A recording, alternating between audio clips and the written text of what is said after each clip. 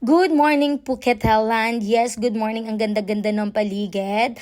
At ngayon, araw ng Linggo at kami ay mamamalengke dahil dumating nga ako Saturday night, so kinaumagahan Sunday. So araw talaga ng pamamalengke nila ng pinsan ko dito.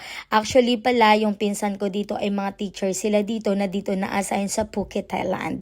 So namangha talaga ako, super duper mangha ako sa palengke nila dahil parang nasa probinsya lamang. Oo. Alam nyo, may mga isda, gulay, at lahat ng binebenta nila dahil good for one day nga lang yung market nila dito, every Sunday lang.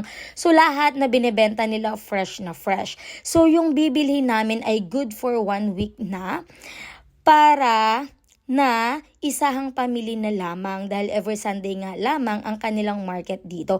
At alam nyo ba na ang mga tindera-tindere dito na iba't ibang lahi, napakabait nila. Alam nyo, napaka-accommodating nila. Sobra nilang, alam nyo, hindi kagaya sa mga tindero na iba dyan. Oo, na sila pagalit. At iyon nga, iba't ibang lahi ang namimili dito like Malaysian, Cambodian, Burgis yata ang tawag nila. Parang ganun sabi ng pinsan ko. So namangha ako dahil syempre never ko na to nakita na ganitong klaseng palengke na parang as in nasa Pilipinas lang. At alam nyo ba na ang mumura ng mga binebenta nila dito? Yes na yes. Good for 1 week namin, parang nasa 80 dirhams lang. Kompleto ricados na talaga kami. At ang mura ng cost of living nila dito, especially ang kanilang mga food, sobrang mura talaga. So sa lahat ng mga gustong bumisita dito sa Thailand, pwede ninyo akong i-message, pwede ninyo akong tanungin, oo, at pwede ko kayong ma-help. Yes na yes. Visa on arrival naman tayo, good for 30 days na talagang stamp natin sa passport. At ang pagkain nila hindi talaga costly, sobrang mura lang. At eto na, alam nyo ba na dito ko lang talaga makita at matitikman ang local food nila na mango sticky rice.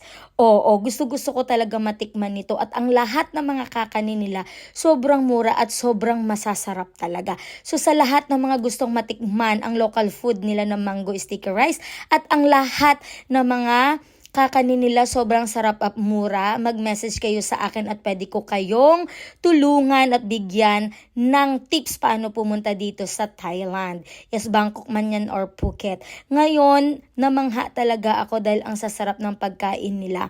So sa lahat ng mga may mga katanungan, pwede ninyo akong i-message, oo. At kayo ay alalayan ko or kayo ay aking i-assist dito papuntang Thailand.